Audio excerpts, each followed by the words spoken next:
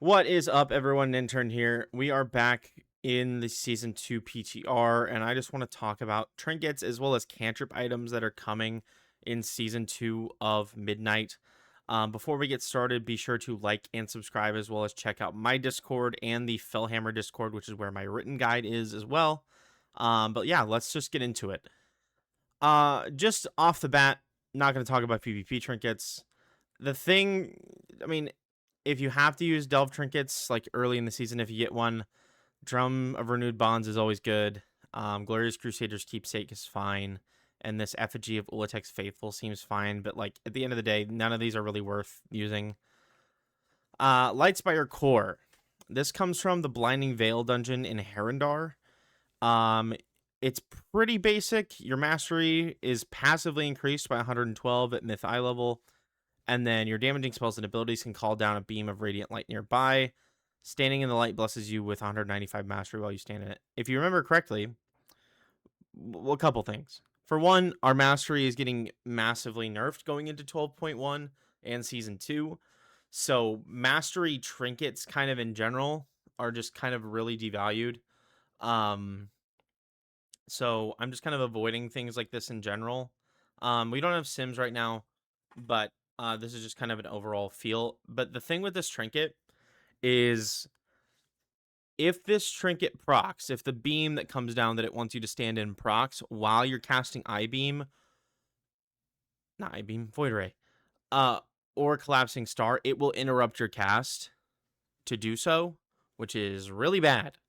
So kind of off the bat, this thing is I'm writing this thing off. But I mean, the effect is nice, I guess, to passively have that mastery as well. Sapling of the Dawn Root. This is also from Blinding Veil. The thing with Devourer is that trinkets that all they do are damage procs are almost always not going to be good enough to take. Unless they're just overtuned. If you remember during beta, there was the trinket from Mizara Cavern. I don't remember the name of it off the top of my head, but it was just a dot that got put on your enemy. But it was so massively overtuned during beta that it was just like you had to use it because it was just that good. But generally speaking, for Devour, you're not going to want damage proc trinkets. So, like, stuff like this, it might be okay, but it's rare that it's ever going to be, like, really, really good. Freightrunner's Flask. Freightrunner's Flask is unironically probably my favorite trinket of next season, and all it does is just give you crit for 15 seconds. And the reason I say that is because it's basically just our new Veilgors. Veilgors does give more mastery, but that decays over the 15 seconds. This is just 937 crit the whole time. And the big thing with this is now that we're kind of shifting over to crit haste, this will always guarantee for you to get crit from your rec pot. So I think this is a good take pretty much all the time. We'll see, obviously, but I don't see this kind of falling off at all. I think this is really, really good. But you would just treat it the same as you would Veilgors. Mind Piercer Sigil. Your damaging spells have a chance to stir the void near your target, erupting for shadow damage split among nearby enemies. You siphon energy from the void, gaining 530 intellect for 10 seconds. This thing has no base intellect on it or secondary stun on it. I tested this during beta, and as far as I'm aware, there haven't been changes to this trinket yet, or any of the trinkets, really. This thing is shit from a butt. This thing is terrible in my experience using it. If that changes, I'm happy to be wrong. I like when trinkets are good, but I think this thing is really bad. It's kind of it for that. Sethralis's Defiled Relic. Curse the target with a rotten wound, dealing nature damage over 15 seconds. While the wound persists, your damaging spells have a high chance to deepen the wound, inflicting an additional 9,000 nature damage. 2-minute CD damage trinket. I mean, again, stuff like this, if it's overtuned, it'll be good. If it's not, it's a never take. Like, this kind of thing where it's just dealing damage and doing nothing else is rarely going to be good for us unless it is really, really, really overtuned. Stormbound Emblem of Dazar. Channel for 2 seconds as the wind answers to Zara's command, increasing your haste by 1026 up to 20 seconds. Now, it's also a 2-minute CD. This is a lot of haste, but haste isn't... If you go too high with haste, you end up, like, with Consume and Devour, you'll end up having so much haste that it fucks with your, why am I blanking on it? It'll just mess with your spell queue and things like that, where your GCD. Oh, crap, I couldn't even think of it. And so, like, inflating yourself with that much haste, it's why, like, haste rec pot is so bad, compared to, like, just getting critter mastery. So I don't see this being used, and especially channeling for 2 seconds. You'd have to use it before meta, and you're just going to lose time with that too. So something like Freight Runner's Flask is just going to be better than this. Ruby Whelp Shell. The thing with Ruby Whelp Shell, I'll read it first. Your spells and abilities have a chance to call a Ruby Whelpling, which will try to be helpful and assist you in combat. On use, call your Ruby Whelpling to inspect your target situation, teaching them how to be helpful. Basically, you train this trinket, I think it's over a week, and based on how you train it, that's what it does for you. I think it's just like stat procs, a damage proc, a heal proc. You can teach it to do one of those things. So you could, in theory, teach this to proc crit, which wouldn't be terrible on paper. This one, like, I like it, but at the end of the day, you're just gonna treat it like, especially once it's trained up, you're just treating it like, oh, this is a crit proc for me, and then that's it. But I mean, if it's good, great. I'm all for dungeon loot being good. I would really like dungeon loot to be really good for us. So if this is good, if it gives enough crit that it's good, great. I'd be happy with that. Knot of Writhing Serpents. Your harmful spells have a chance to ensorcel? I don't... Okay. A serpent into spewing venom at your target, inflicting nature damage split between nearby enemies. Damage increased by 30% per additional enemy up to 150%. Your primary target also suffers an additional nature damage over 15 seconds. It's split damage, which is just kind of inherently bad. And this really doesn't seem like enough damage for me to care. Again, has to be overtuned for it to be good. So, kind of moving on. Vial of volatile venom. Take a small sip of venom, getting 941 of a random secondary stat for 15 seconds. Afterwards, a random secondary stat is reduced by 134 for 15 seconds. 2-minute CD. So this gives... Let me get this straight, okay? This gives same eye level. There's a 4 number difference between the stats that this gives versus what Freight Runner's Flask gives. But it's a random secondary stat, so it could give you Verse, and it could give you Mastery, which, again, Mastery is massively devalued. But it could still give you Verse, and then after that 15 seconds, it's going to reduce one of your secondary stats by 134 for 15 seconds. And it's a 30-second longer CD than Freight Runner's Flask. This thing is, comparatively to the other stuff we've looked at, this thing is terrible.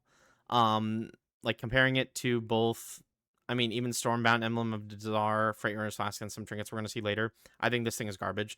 I would anticipate this thing getting buffed at some point. Okay, and then we have Wavecaller Seastone.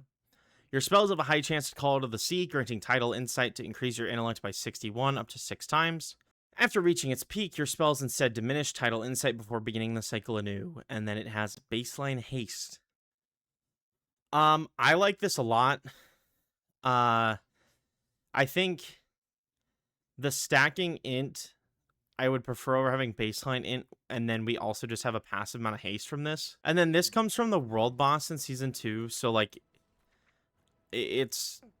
I like that it's not in this kind of last part of the raid, like, it's literally just its own kind of Rotmeyer-style thing. And this is also intellect only. So, like, it's not going to be like Gaze the Allseer where you're kind of competing against everyone in your guild for it. This is int only, so it's just you and your healers are competing for this. So I actually like Wavecaller Seastone a lot. It's really just a numbers game at this point, whether it'll be good or not. I would anticipate it being pretty good to okay. especially if you get it at myth, just because I think the stacking end is good. Gebo's Bottomless Bag. You have a chance to pull an artifact of questionable value out of the bag when casting spells and abilities, enhancing your secondary stats in various ways. There are probably no fish left in the bag, but it's hard to be sure. With this, I mean the text is fun, I'm sure, but the first thing I think of when I see this is that this trinket just increases a random secondary stat, which is just I would prefer not, personally. I don't know the exacts, I'll be real, on what exactly this is doing. If it's good, great, but this just kind of seems like a meme. But I mean, if its only effect is it increases your crit by 1,000, then sure, great. That'd be very, very bis. Fang of Umbral Malignance. Your harmful spells have a very high chance to befoul your target with Umbral Malignance, dealing 213 shadow damage every 3 seconds for 1 minute, stacking up to 30 times. Umbral Malignance bursts upon the target's death, dealing 300% of its remaining damage split between nearby enemies, and applying Umbral Malignance. This thing is bad. This thing is really bad. Just like 213 damage every 3, like, yeah, it stacks. Great. In keys, what's living for more than a minute? Like, great that it stacks, and then if it does explode, it applies to everything. But this is, I think this is bad. Again, like, maybe it's Aug loot. Like, cool. But I don't see this being used by basically anyone unless it gets a damage buff, because that's such a pitiful, like, my consume right now will do 27,000 damage, which obviously that's not really comparable, like, versus a trinket, but just to kind of illustrate the point of this thing is bad. Vexhool's Everflowing Gland. Unleash a deluge of caustic venom, dealing nature damage to your target. Damage increased by 1% for every 1% health the enemy has remaining. Defeat enemies to catalyze their essential fluids into additional venom, reducing this cooldown by 5 seconds, 3-minute CD. Aug Trinket. The first thing that this sings to me is this is a augmentation evoker or dungeon trinket. Unless the damage is really strong, we won't take this. Like, it's pretty simple. 3-minute CD is high, even with the cooldown reduction. Like, you have, like, in raid, like, you're getting 1 cast off, maybe 2. Or yeah, you are getting 2 cast off, maybe 3. But we just have better trinkets, I think. And I'm gonna save this one for last. Font of Venomous Rage. Channel a torrent of Venomous Rage over 2 seconds, dealing nature damage to your target and splattering all nearby enemies for nature damage. Damage reduced beyond 8 targets. Again, this is another trinket of, like, I don't really care. It does damage, great. It doesn't give us stats. But the thing I like is that it's not splitting damage.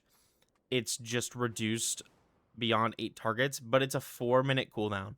So this is a big investment, and I don't think it's enough payoff for how long the cooldown is. There's another trinket of, like, maybe it's an Aug Evoker trinket because they like those damage kind of things. Like, there's a lot of Aug trinkets this season. Hexlord's Dooming Idol, our last trinket. Haste baseline. Your spells afflict you with haste. Your spells afflict, that bothers me. Your spells afflict you with Hexlord's Doom, draining your intellect by 4 up to 30 times. This effect may occur once every 6 seconds. On use, consume the power of Hexlord's Doom, increasing your intellect by 31 per stack for 30 seconds. 30-second cooldown. Spy Masters is back! Woo! Spy Masters! If you don't remember, Spy Masters, what I'm referring to, was a trinket in the War Within from Nurubar Palace from Silken Court that went like so. Your damaging spells dispatch Spider to spy on your foes, increasing your intellect by, it obviously was more than 1 before, per report received, stacks up to 40 times. This effect may only occur every 6 seconds. Use your accumulated knowledge to strike when the time is right, granting 4 intellect per report for 20 seconds and consuming their passive effect. That trinket was broken. That shit was busted. That was the best trinket ever. The difference is with this, that, and Hexlord's Dooming Idol is that Hexlord's Dooming Idol drains your intellect passively so you'll drain up to 120 intellect, which isn't a ton, but you're still draining intellect. So you are actively losing damage until you use the on use. It's I think for Devour, when we're speaking directly about Devour, I'm not actually super convinced that this is any good. It has haste as a base stat, which is fine. But the thing with me is that, like, yes, it does kind of work around us in the sense of we don't have a set cooldown for meta. It's just when it happens. And that would kind of work around that for damage events. I just really don't like. I think the trinket is well designed. But I just don't like for us, for best damage or whatever, to drain that much int over that period of time. But we'll have to see. I'm partial to Freight Runner's Flask. I think that much crit is just really strong, especially with Wreckpot. Because if you do run Hexlord's Dooming Idol, you have to be a lot more careful with how you use Wreckpot, or you just use Light's Potential, which is significantly worse than using a Wreckpot. So just kind of play it by ear. If this ends up being good, I'll buckle my shoe or whatever you say. But that is Trinkets. Let's move on to cantrip items, and then we will go over our tier set afterward. So cantrip items. The thing with cantrip items this season is that there's a lot. So on the last boss, there are items that let's just speak directly about Devourer. So you have the tier token, you have a helmet, which only has haste on it, a neck piece with 2 sockets and only crit, and then the trinket, and then a cantrip dagger. This gear is fucking nuts. So just going over the helmet, your spells and abilities have a chance to increase your haste by 367, but reduce your other secondary stats by 61 for 12 seconds. Honestly, I'm fine with that. It's a strong, decently strong cantrip on a helmet, sure. And it only has haste, like, it's good budget, this could be good. Because I believe in season 2, when you catalyst something, it retains its original stats and it retains cantrip effects. So this can be catalyzed and still keep everything it has on it, including the haste and including the cantrip. So very good. This neck. Your damage taken from deadly venom on the coil isle and within the venom's abyss reduced by 7%, assuming there's going to be a lot of venom damage, so great. Your spells and abilities have a chance to increase your critical strike by 529, but reduce your other secondary stats by 88 for 12 seconds. And it has 412 crit on it with 2 sockets. If you get this neck, like, GG, you've won the season, because this thing is absolute nuts. 2 sockets, only crit, with that secondary crit effect. This thing is insanely juicy. Then our cantrip dagger, which, by the way, we can use daggers now in season 2 as demon hunters. Your spells have a chance to drain a nearby enemy's will, reducing their cast speed by 10% and increasing your haste by 134 for 12 seconds. It only has haste on it. Like, this is just good. I mean, this definitely seems better than Lightless Lament. Like, Lightless Lament was pretty bad, to be honest, for what it was, because it was only worth on Myth and, like, have fun killing Mythic Lyra. But yeah, this thing seems good. I mean, haste proc, and then the cast speed will be decent in Mythic Plus. And then another cantrip item I want to go over is in the new dungeon Altar of Fangs from this dungeon. The Polished Lightwood Channeler from Zul'Jan. Your damaging spells have a chance to launch a mote of light towards your target, inflicting holy damage split among nearby enemies. Damage increased by 30% per additional enemy. We don't really care about this part. It's a cantrip with it's not sacrificing secondary stats to get that cantrip, which some items do.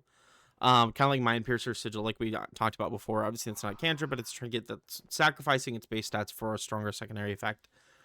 Haste and Mastery, I mean, the Mastery on it's fine.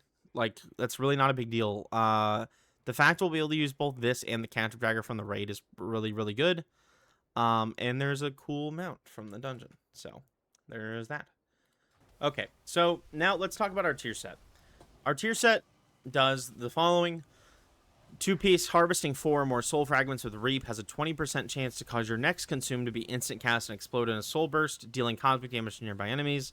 Soul burst generates 8 soul fragments and grants moment of craving. Reap deals 20% increased damage. Like I talked about in my last video, this is basically enabling these like kind of Reap heavy builds that we're kind of looking at. The big thing with this is to think about it. Yes, it's a 20% chance, but your likelihood to get like a big chain of them is actually not high, because the way it works, think of it like a deck of cards, but the deck has like it's a little convoluted, but basically what it means is, let's say you had 10 cards in the deck, right? But only 2 of them have the chance. You only ever gonna have 2 that proc soul burst, right? So it goes through the deck. Instead of just being a flat 20%, it's going through it, and then when it triggers twice, it basically restarts. So it eliminates the kind of variance and high roll that you might see from previous tier sets and previous specs or whatever, of, oh, well, this person got a really high parse in this fight because they just high rolled the hell out of the tier set. That's not really going to happen here. I think the tier set's fine. I'm not as like super hype about it as like Voodoo is, for example. And we'll see if I can get a proc, just because it might take a minute to get one, but I think it's fine. Like I said in my last video, I'm more wanting something that reinforces the melee talents at least a little bit, so that there's a season where we have, you know, oh, I really want to press these. But PTR is not over. We still have a good chunk of PTR left to go. And this is kind of what you might run into when you're playing this tier set. And I'm not going to use C-Star just because I want to trigger the tier set. There, I just triggered it. So I'm going to cast Devourer. It's going to do a soul burst. I generate a ton of souls. And then I get Moment of Craving, so on and so forth. It's cool. It's just don't guess that it's going to happen. Like, that's you're just going to run into issues if you do it like that, if you play it that way. So you more just want to focus on reaping with 4 souls, because that's just the biggest thing you can do to enable it. The other thing to consider is that it, as of right now, as of recording this video on June 26th, it does not trigger off of Eradicate. But yeah, basically it just doesn't come off of Eradicate. We're hoping that gets fixed, because that would be nice if it does, because a lot of our Eradicates are with a lot of souls. But that's just kind of an overview of the trinkets and cantrips and tier set coming for next season. And I am actually really excited for next season. I think the gear variety is way better. I think the trinket variety is way better. There's like a solid chance we can, like, you know, our dungeon, you know, I don't know this verbatim yet, but like our best trinket might be dungeon trinket and like a world boss level trinket. And like, yeah, I mean, it sucks that like the trinkets from the raid might not be BIS, but I think it's healthy for the game and for the spec to sometimes, like, or just for the enjoyment of players in general, that your BIS isn't always from the raid. Especially if you're like a Mythic Plus player. Like, I mean, just looking at all these bosses, like, I mean, I could totally be like, I'll just get my trinkets from dungeons and then be happy. And then if I won't feel like gypped if I don't get my trinket from raid. When like the main, I like that the main chase for us at least will be these Ulatech items, especially like this dagger and, you know, the neck. Like, if I get the neck, I'm gonna cry probably, because it just looks so good. But for now, I will leave us that. Go ahead and like and subscribe, like I said before, and check me out in my Discord. But I hope you all have a wonderful day.